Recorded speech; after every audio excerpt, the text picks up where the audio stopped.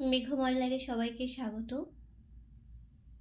আজ আমাদের আলোচনার বিষয় সমাস। সমাস নিয়ে প্রত্যেক ছাত্রছাত্রীর মধ্যেই একটা বিশেষ ভয় কাজ করে। প্রচলিত প্রবাদও রয়েছে, সমাস শিখতে লাগে 6 মাস।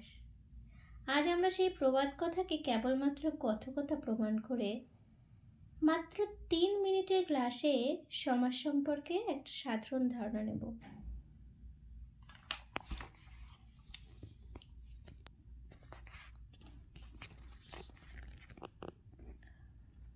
সমাস, সবার আগে আমাদের জানা প্রয়োজন সমাস কি।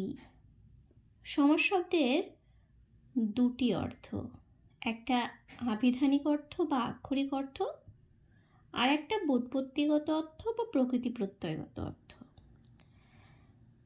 আবিধানিক অর্থে সমাস শব্দকে বলতে গেলে আমরা বোঝাই সংক্ষেপ তথা সংক্ষেপীকরণ বা মিলন।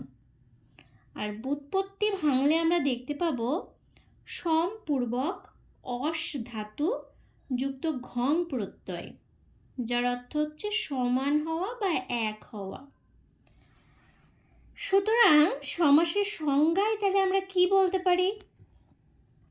যে পরস্পর অর্থ সম্পর্কযুক্ত দুই বা ততোধিক পদের এক পদে পরিণত হওয়ার যে ব্যাকরণগত পদ্ধতি, তাই হলো সমাস। যেমন ধরো, রাজার পুত্র রাজপুত্র, পথের রাজা রাজপথ, বিনা পানিতে যার বিনা পানি। এইবার বিষয় হচ্ছে যে আমরা কেন সমাস শিখব। বিগত ক্লাসগুলোতেও কিন্তু তোমরা শব্দ গঠনের নানান ধরনের নতুন নতুন পদ্ধতি শিখে এসেছ। যেমন শিখেছ সন্ধি, যেমন শিখেছ প্রকৃতি প্রত্যয়, উপসর্গযোগে শব্দ গঠন, অনুসর্গযোগে শব্দ গঠন, লিঙ্গ পরিবর্তন, পদ পরিবর্তন। একই রকমভাবে সমাসের উদ্দেশ্যও কিন্তু একই। কি সেগুলো?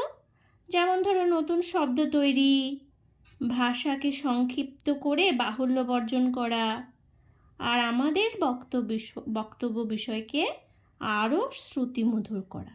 ব্যাস এইটুকুই।